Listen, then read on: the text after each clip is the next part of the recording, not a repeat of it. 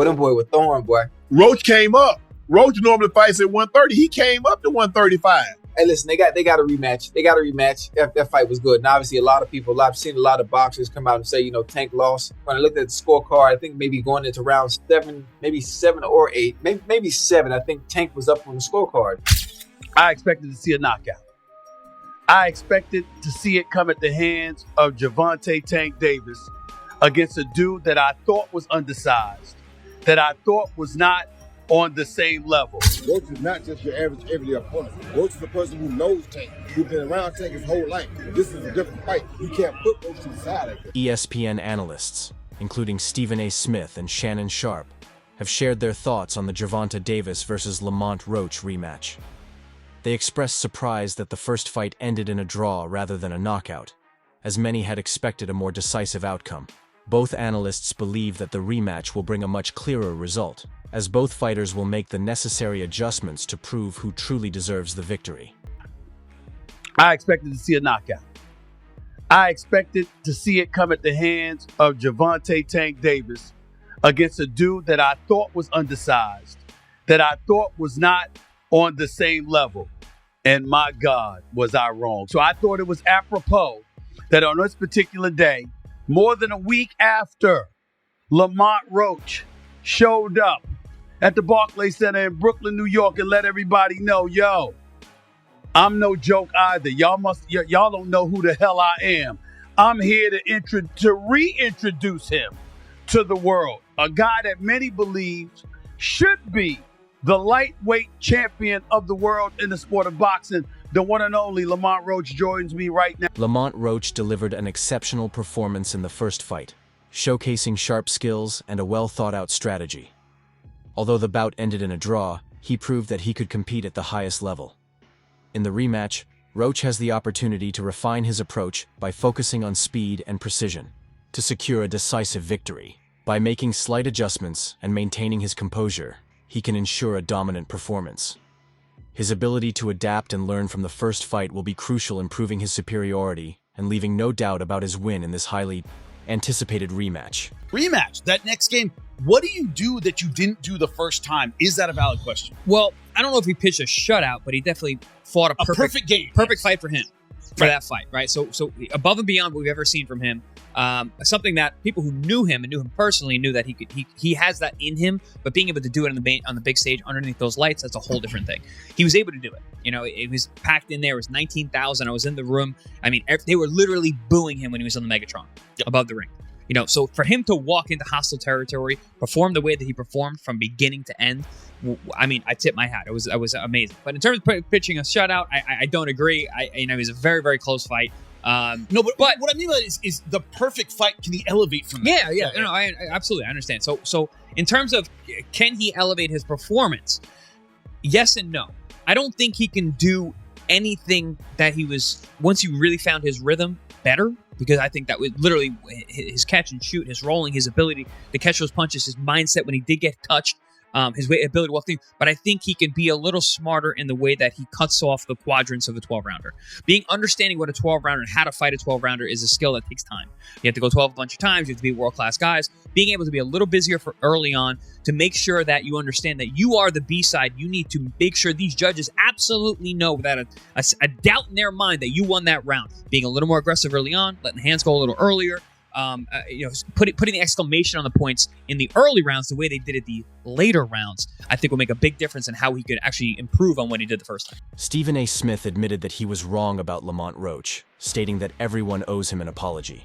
Initially, he believed Roach was too small to compete against Gervonta Davis, but he was shocked to see Roach not only hold his ground, but also appear and fight like the bigger man.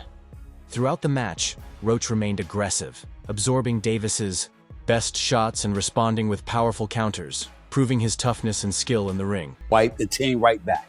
I'm believing him. I didn't see him hurt or anything like that. I get that part. I saw him hurt when he got popped with a counter from Lamont Roach and he stumbled backwards because he got hit with a shot while throwing a punch in an earlier round. So I'm certainly not going to do that.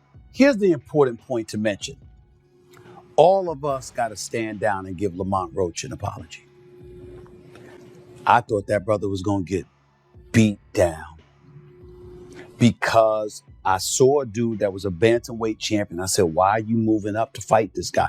Why is Gervonta Davis taking this fight? This guy's too small. What the hell is going on? He was a featherweight champion. You're a lightweight. What the hell is going on? Why would you take that fight? I didn't understand it. What I didn't know is that once Lamont Roach stepped into the ring, he would be the bigger fighter. What I didn't know is that once he was in the ring and he looked like the bigger fighter, he fought like the bigger fighter. Because, ladies and gentlemen, from opening bell, he walked right to Gervonta Davis. Walked right to him and stayed in his face all night long. If he backed up at all, ladies and gentlemen, it was 5% of the time. In the first bout, Lamont Roach exposed Gervonta Tank Davis for his long-standing pattern of carefully selecting opponents. For years, Tank has been accused of cherry-picking fights that play to his strengths while avoiding real challenges. However, this time, his strategy backfired. Roach came prepared, proving that he was no easy opponent. His well-disciplined and strategic approach neutralized Tank's usual tactics, forcing Davis into one of the toughest fights of his career.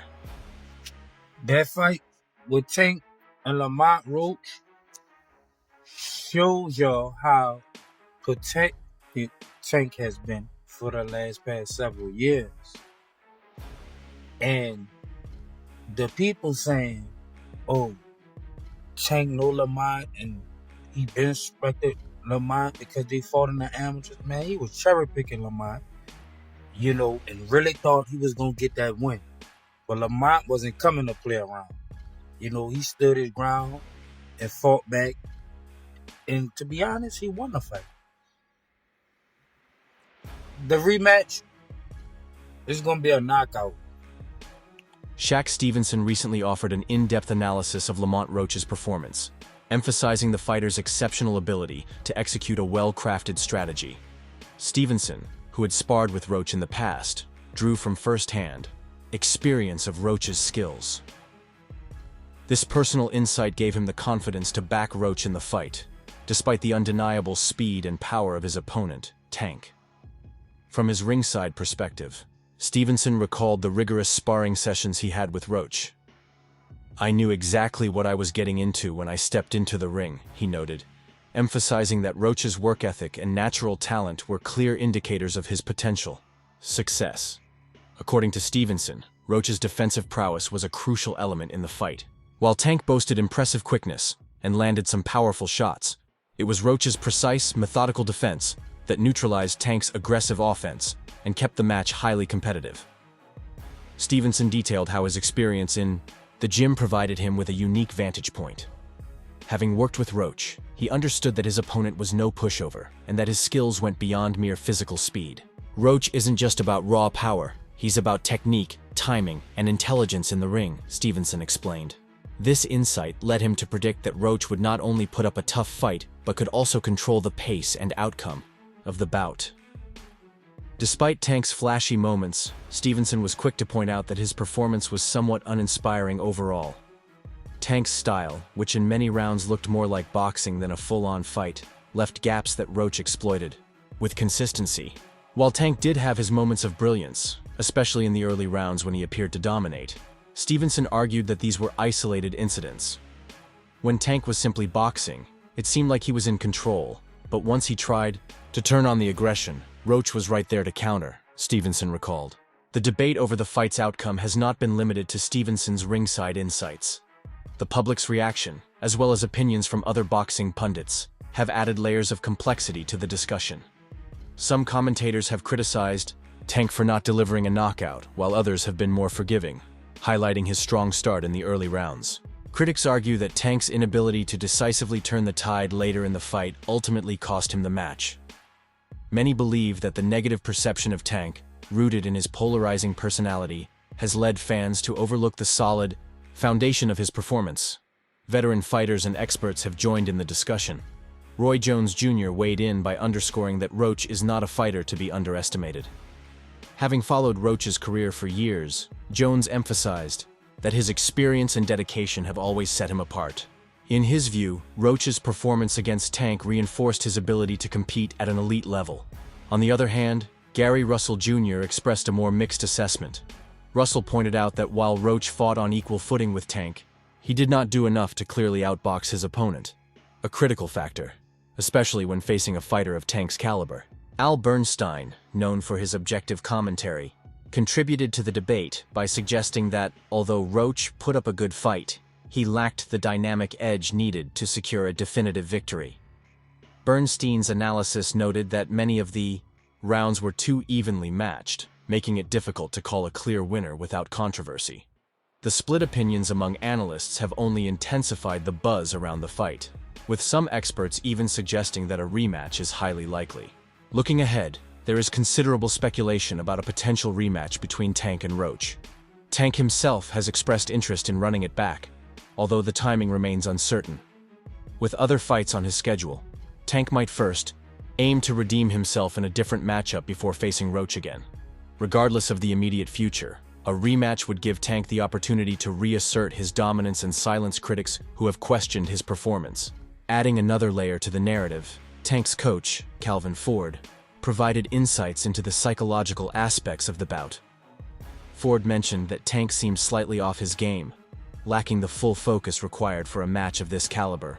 Furthermore, the long history between Tank and Roach, having known each other since their early days in the sport, meant that Roach was well prepared to anticipate and counter Tank's moves.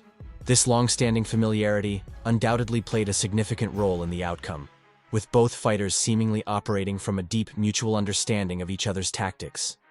In the end, the fight served as a reminder that boxing is not solely about speed or power, but also about strategy, experience,